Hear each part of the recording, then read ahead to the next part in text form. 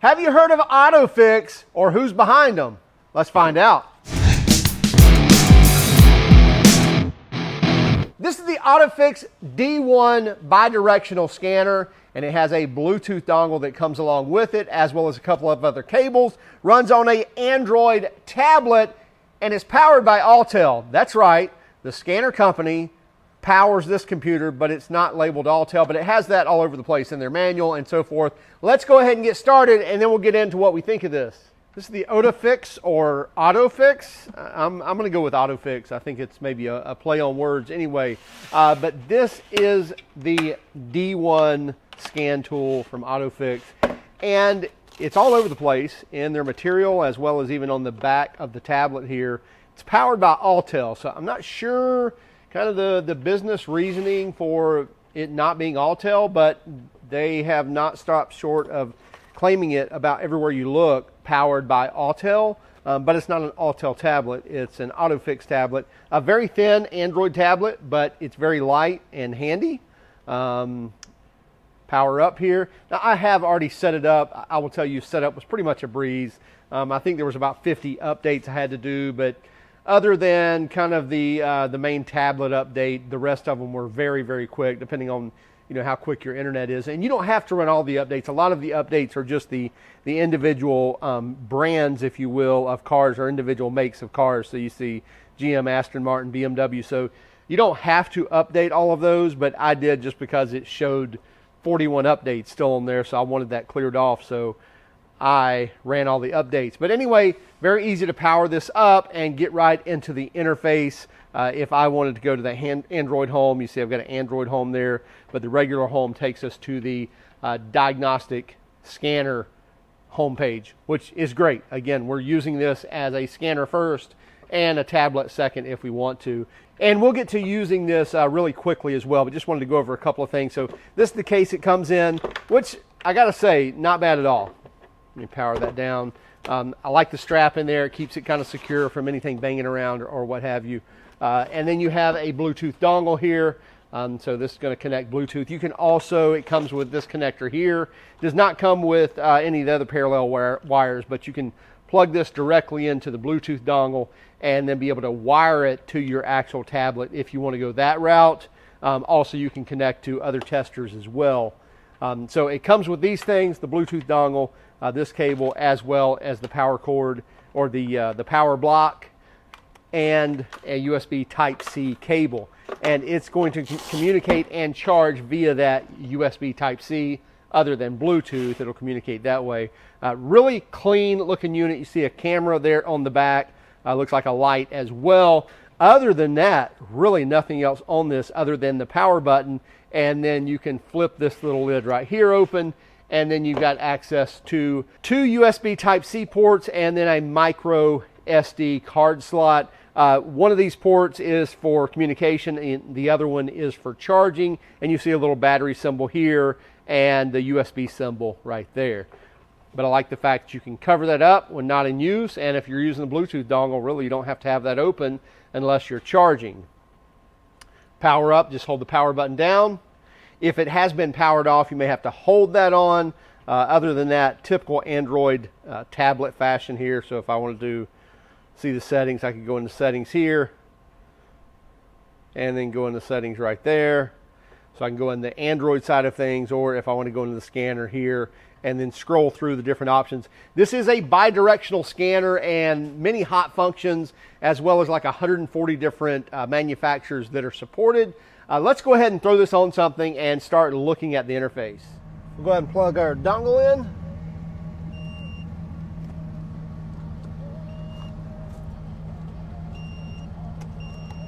There we go. We're here in a mid to late 2000s GM truck SUV. This happens to be an Avalanche, but it'd be the same Silverado, your Sierras, Suburbans, Tahoes, Yukons. All of those are going to be pretty much the same as far as scanning goes. But anyway, I know this vehicle is going to have probably some codes. In fact, there's some lights on the dash. This vehicle was rolled. I believe there's some airbag sensors that are off, as well as TPMS sensors, things like that. So I don't believe we've ever put a scanner on this. We're going to go ahead and run some codes on it And we've never hooked this to the Bluetooth dongle. We've turned the tablet on, we've updated the tablet, but we really haven't run any diagnostics. So I'm going to go here. I believe it's the VCI down here where it has an X. They have VC, Maxi. I'm assuming that's it. So maybe, again, I've read no directions either. So you're riding with me here. Pairing. Hey, there we go. So now we're connected. Now we've got a little green bubble down there instead of the red X. I have new VCI software for update, and you must upgrade it. Okay, so we will say okay.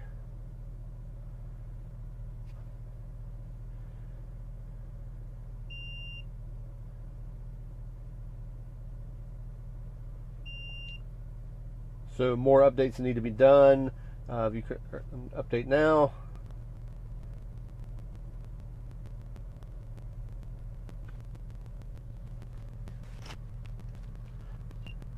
Okay, so reboot your VCI to complete update. Okay. Go back to VCI, say connecting. I'm assuming rebooting is just connecting and disconnecting. So now, there we go, we're connected. Your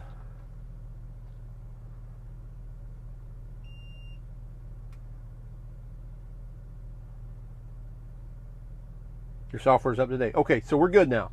So now we're connected, which, by the way, if we fast forwarded through that, that may have taken 90 seconds. That was not a slow update at all.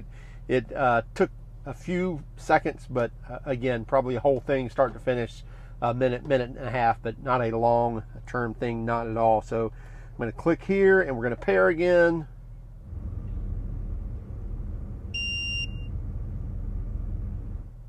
Okay, now we're connected. Again, we got the green bubble there and we should be good to go. Okay, that's not hooked up. Okay. So we'll go back to our home screen. So now we know we're connected to the Bluetooth device, and we want to go here and go to Diagnostics. So you see it's pulling the VIN, Chevrolet GM. And accept.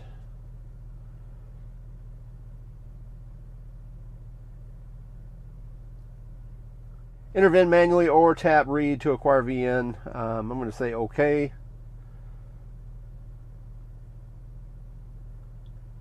By the way, we're doing everything real time now, so I'm not speeding through any of this. And it's an Avalanche automatic HVAC. And there we go. Yeah, 5.3, 4x2. Yes. Okay, we're good.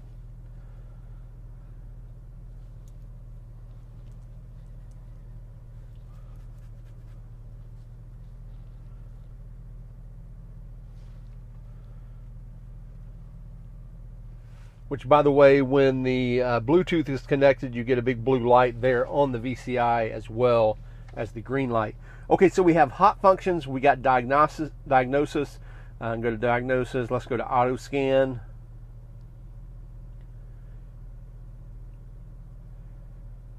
So apparently, so now it looks like it's going through all the whole system list here of all the different modules. So body control module, transmission module, PCM, you name it. Yeah, there we go. Supplemental inflated. I knew we were going to have some faults there.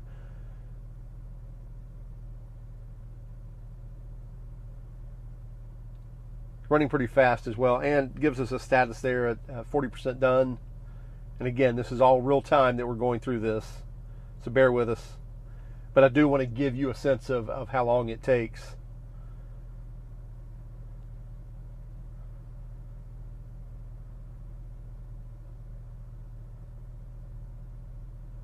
So we're at 66%, getting close, 70%.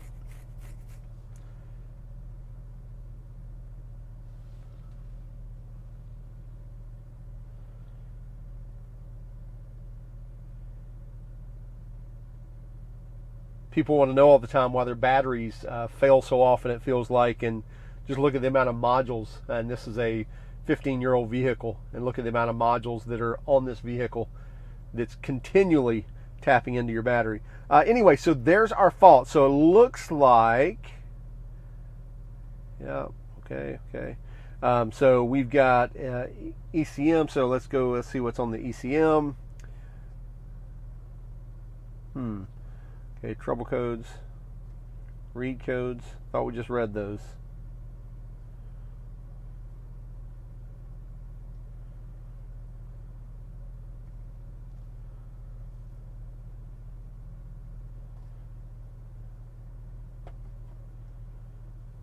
Engine oil pressure sensor performance. That oil pressure sensor is a common failure on these 5.3 LSs, or really many of the LSs.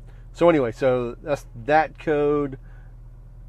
Let's back out of here, I guess.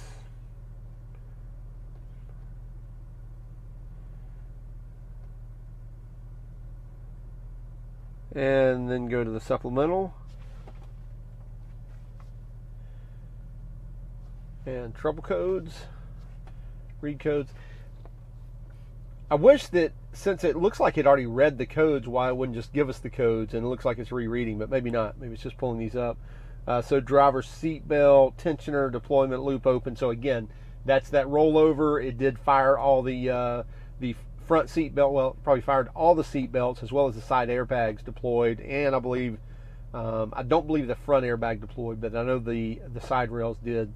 So that's probably, yeah, left roof rail, passenger seat belt, right roof rail. Yeah, so all of these are to do with airbag deployment and your seat belt. So all to do with the rollover, which, by the way, if you didn't know, there's a sensor that sits underneath. I believe this is on a lot of vehicles, but definitely on your GM SUVs. Underneath the console, there is a sensor that if it goes to a certain angle, it will automatically deploy those side airbags.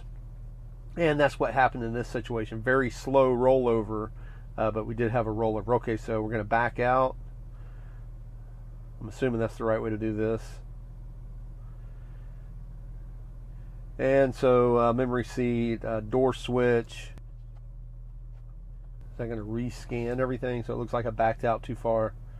Okay, we're going to go ahead and let's go ahead and pause that. And we'll back out. Back out again. Let's go into hot functions. And so we can do a brake bleed. We can program keys. Injector, let's go to injector, engine control module, fuel injector balance.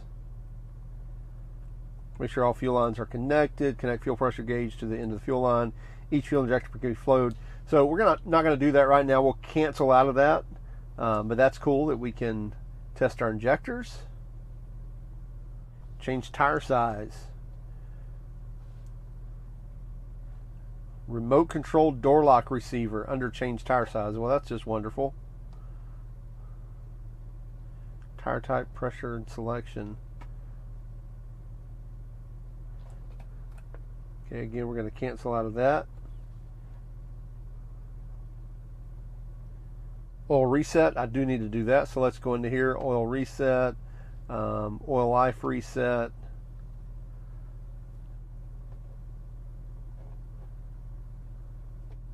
So input value, and then I can put,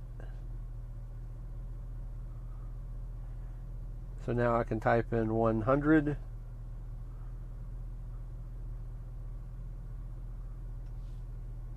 Have to delete the 0, 100, enter, okay. Now our oil life's back to 100%. Good thing that we just changed the oil in this, so now we're actually legit. So obviously oil life, that's not a big deal. We can do that manually. So several different hot functions that we can do. We can also do a battery test, but you do need the battery test connector that adds to this to be able to do that. Go into Maxi Tools. So apparently you can log errors and so forth. We can go into support. And by the way, you'll log on here with your AUTEL account. If not, you can set that up when you're setting up this tablet initially. Very easy to do.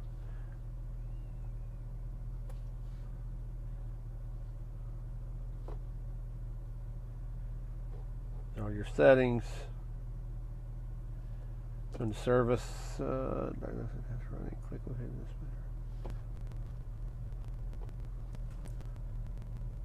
By the way, up here in the right-hand side, it says VCI, and then it has a battery. That's showing the voltage input from the Bluetooth, so from the vehicle, and it's fluctuating between 14.4 and 14.5 volts. Obviously, that's what our alternator is putting out, so we know that's good. So that's pretty cool. It looks like up here, these are all hot buttons that take you directly. If I wanted to print something, it'll print. If I want to go to settings, I can touch that. And so from anywhere, you have that ability now. If I wanted to manually go to the home screen, I can do that. Or obviously, I can touch down here to the home screen. So if I go into Diagnosis and then I go to Control Unit, now I can go into the individual modules. I can go into Fuel Pump Control Module, Live Data,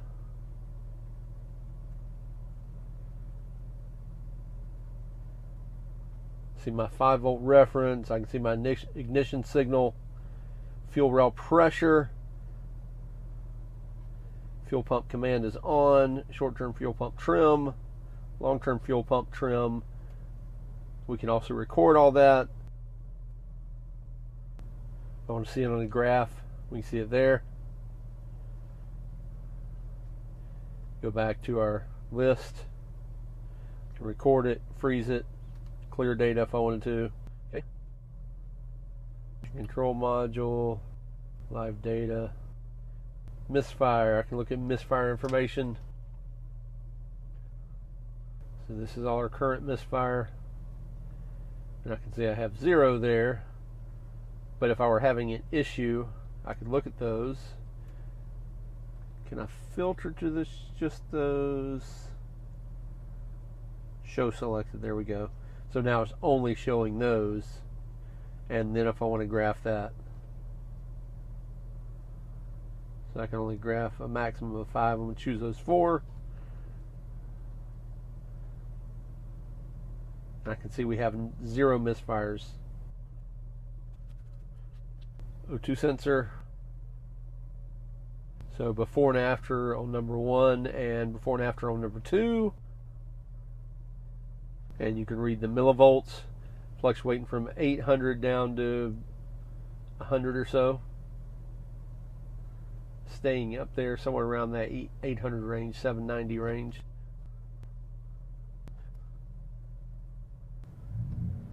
You can see my throttle position changing as I rev it up.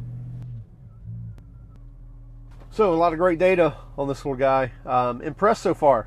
So definitely want to dig in a little more. Obviously we could utilize the camera, utilize the screen recordings, and then we can also go into, once we diagnose something. So if I wanted to go into the engine fault, trouble codes, read codes. So if I wanted to search this, so it'll search Google. I can see everything related to oil pressure sensor codes. Touch on one more thing here.